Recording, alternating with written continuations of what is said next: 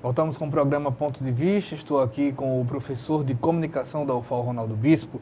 Professor, parte desse processo de criação, de construção de linguagens, ele também se vira num mercado, um modelo de negócios. Como a pesquisa tem ido por esse caminho no estudo desse modelo de negócio?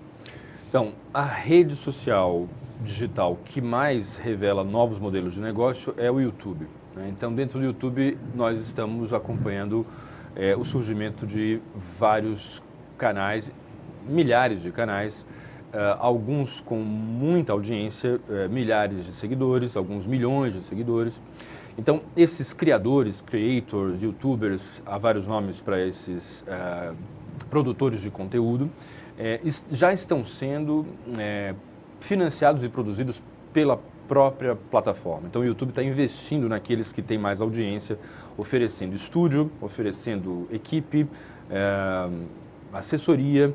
Então, nós temos, sem falar na migração, né, nesse diálogo entre esses produtores do YouTube, passando para a TV, sobretudo para canais a cabo, e vice-versa, figuras que, não satisfeitas com sua popularidade na TV aberta ou a cabo, também vão para o YouTube. Então, assim, esse processo ainda está em pesquisa. O que nós temos é a ideia de que nós temos o YouTube Space, que é exatamente quase uma agência de criadores de conteúdo para o YouTube. Nós sabemos que existe o processo de monetização, então aqueles canais mais visualizados recebem mais dinheiro. Quanto mais visualizações tem uma postagem, mais dinheiro entra para o seu criador, para aquele que postou. Então, isso é uma questão que está se desenvolvendo. E aí dentro do YouTube estão surgindo vários gêneros, né?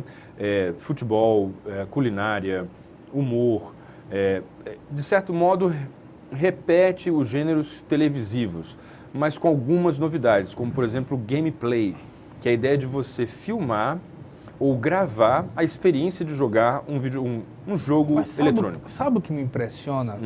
É que, tipo, 2 anos atrás eu pude ler sobre isso, que um dos canais mais vistos do mundo no YouTube não tratava de mostrar o jogo sendo jogado, mas a expressão do jogador durante o jogo.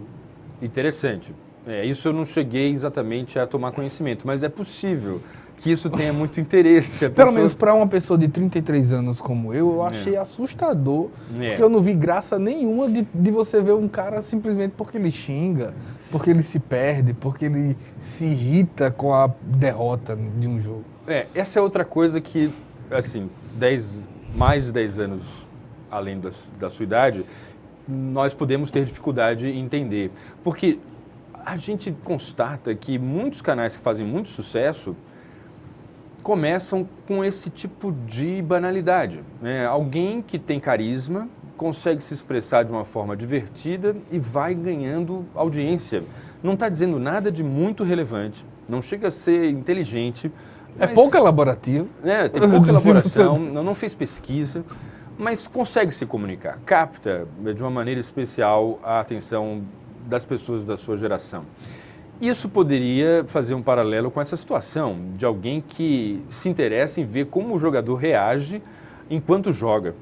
Mas não é isso exatamente o mais comum, né? O mais comum é a experiência do jogo. Então, são pessoas que, assim como nós nos acostumamos a assistir uma partida de futebol, de vôlei, uma competição de qualquer esporte, as pessoas estão se envolvendo com a performance de um jogo eletrônico. Então, o que importa ali é ver a capacidade, a habilidade que o jogador tem de fazer aqueles personagens virtuais performarem, né, desenvolverem uma ação com uma capacidade diferenciada, que poucos jogadores teriam a capacidade de fazer. Então, são jogadores profissionais que gravam a sua experiência e as narram, né, sucessivamente, concomitantemente. Outra questão é que o e-sports, né, que são os esportes eletrônicos, estão ganhando cada vez mais espaço na programação da TV aberta e da TV a cabo, e aí conta realmente com narradores especializados. O que também me surpreende bastante, assim, ligar a TV e está lá passando um game e tem 3 adultos, né, maduros, com mais de 40 anos, narrando o que está acontecendo no jogo. Agora ele pulou. Você tem estádios lotados. E sem falar nisso, sem falar as finais. Você tem o League of Legends, né? Se eu não estou enganado, que ele lota estádios. Lota estádio. Então as pessoas não satisfeitas em ver em casa, elas pagam ingressos e vão assistir finais em telões, em estádios. É um fenômeno absurdo, assim, um fenômeno profundo, né, de mudança nas formas de entretenimento, de novidades que estão surgindo nas formas de criar interesse. Quem diria que um dia a mãe não fosse reclamar se o filho dissesse: o que você vai fazer quando crescer? Jogar videogame. Pois é. Isso é bem surpreendente. É mais uma coisa que deixa de ser recriminado, né? Você olha, mãe, quem sabe, né? Porque eu tô esse tempo posso ganhar bem, né? Não é apenas um passatempo, não estou perdendo tempo, eu posso ganhar dinheiro com isso. O entretenimento. Uhum. Mas se você for dar uma olhada, não sei se já foi objeto da pesquisa, você tem um mundo infantil dentro desse YouTube, já que a gente está falando do YouTube, com um conteúdo assustadoramente grande e bem visto, com milhões de visualizações. Um conteúdo de infantil, exemplo. Eu hoje posso testemunhar isso mais claramente porque tenho uma filha de 5 anos. Uhum. Mas, exemplo, 2 homens, um homem e uma mulher adultos, vestidos de personagens normais, de quadrinhos, por exemplo, podem brincar, roteirizar de uma certa maneira uma brincadeira, filmar, colocar no YouTube e isso ter 2 milhões de visualizações por vídeo. Algo assim. A gente não entrou nisso, havia até uma proposta, porque toda vez que eu renovo a pesquisa, eu faço uma seleção de orientações, né? Então, que alunos vão trabalhar comigo na iniciação científica. Uma proposta que acabou não sendo selecionada porque exigiria, por exemplo, algum tipo de passar por um comitê de ética, porque qualquer abordagem no universo infantil tem que passar por aí. Isso também foi um dos fatores que eu acabei não selecionando, seria justamente esse entretenimento voltado para a infância. Então, não é uma coisa que eu tenho abordado, mas eu imagino que exista conteúdo para todas as idades, né, para todos os gostos, e aí surge uma outra questão que é como controlar o acesso a esses conteúdos, porque essa mesma criança que assiste sem problema um conteúdo próprio para a idade dela, pode se deparar com conteúdos impróprios. E, a princípio, até onde eu sei, a única coisa que impediria isso é ela responder se tem ou não mais de 18 anos. Sim. Né? E não há...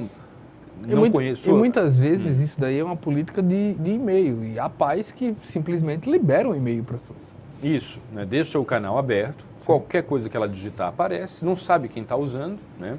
Então, assim, deve haver mecanismos de criar perfis de uso, né?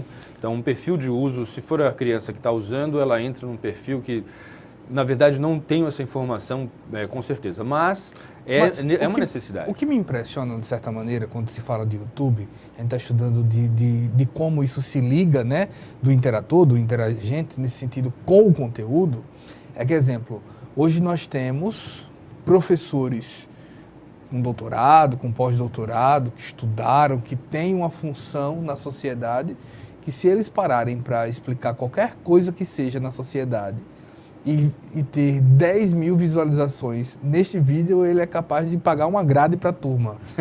Não é verdade? Sim, e um vídeo desse, sem algo muito elaborado, consegue 2 milhões de visualizações. Sim, a gente continuamos, digamos, mas isso reflete uma questão que é anterior à internet, né? Porque é só olhar, digamos, o público das TVs públicas, né? Sim. E no caso do infantil, a quantidade de crianças conectadas a celulares e a tablets. Sim, sim. Então isso já ajuda a aumentar muito o público dessas postagens infantis, adolescentes. Quantos pais não querem que seus filhos permaneçam no tablet? Também tem esse lado. Para não precisar continuar brincando. Isso, né? É a chamada babá eletrônica, sim, né? Mais eficiente do que nunca. Então, há estudos, isso vai para o lado da psicologia, sim, e tal, há estudos que vão indicar idade apropriada para começar a entrar em contato. Não é assim, com 6 meses já botar um tablet na mão, porque tudo isso é bem complicado, né? Pode ter consequências no desenvolvimento do cérebro, uma série de questões que aí já não, a gente foge da comunicação. Mas só para não deixar de citar, existem alguns pesquisadores que ganham notoriedade e devem produzir muita inveja nos pares, e aí são muito, por exemplo, o Mário Sérgio Cortella é uma figura que tem um grande público no seu canal. Esse outro cidadão da USP, careca, como eu agora... É o Clóvis de Barros Filho, você tem o Luiz Felipe Pondé... mas tem esse outro que é o... Enfim, ele tem também uma coluna na Band. Cursos de química, exemplo, um alagoano aqui, o Ives Urquiza, tem milhões de acessos. Mas aí é ensino médio? Ensino médio para vestibular. Aí faz esse sentido, tem um objetivo, tem uma base de interesse muito grande, uma coisa dirigida, mas é fato, quer dizer, é aquela velha história, qual é a demanda, né? Qual a demanda? A demanda está na diversão, está no entretenimento, está no engraçado, e em geral os conteúdos mais sérios, mais elaborados, eles são menos vistos. Isso já estava presente, normal. Né? Normal. Mas a referência de público era assim, para mostrar o quanto 2 milhões de acessos num vídeo é muita coisa. Muita coisa. Eu lembrei do cidadão, Leandro Carnal. É outra figura, outra figura com muita visibilidade. Mas a gente percebe que... Me permita, o Carnal, eu acho que ele é da PUC, né? Ou é Unicamp, alguma coisa assim. Ele não é da USP, não. Não é da USP? Não, acho que não.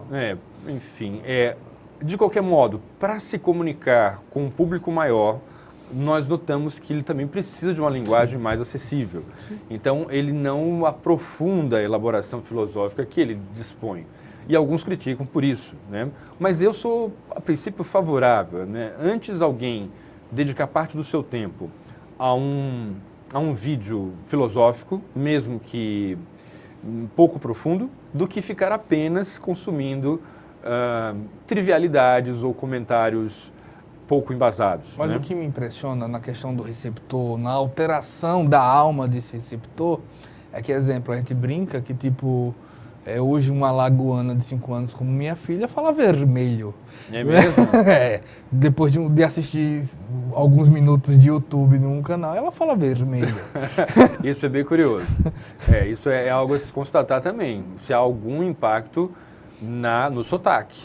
Não, mas o impacto no sentido desse recorte é no sentido que, tipo, você tem alguém influenciando uma quantidade enorme de pessoas ou de crianças que você não domina, inclusive em termos de linguagem. Certo. Né? Sua filha de 5 anos, seu filho de 10 anos, ele pode passar a ter uma quantidade de signos que você não entende de onde vieram. Certamente. Entra nesse pacote que a gente vinha comentando, as gírias, as abreviações e também algumas formas de falar, né? Que aí realmente surpreende, quer dizer, agora, é claro que ela eu imagino que ela não deva passar a maior parte do tempo, né? Então, na hora que ela vai pro play, vai brincar e vai para a escola, ela volta... Sim, volta ao normal. Volta a falar como os alagoanos. Então, verdade. Mas é passageiro, digamos assim, esse efeito, mas pode acontecer. Mas sobre esses modelos e sobre, inclusive, mais sobre o meme, GIFs e gameplay, a gente vai falar mais no próximo bloco. A gente vai para um breve intervalo. Nós voltamos já com o programa Ponto de Vista.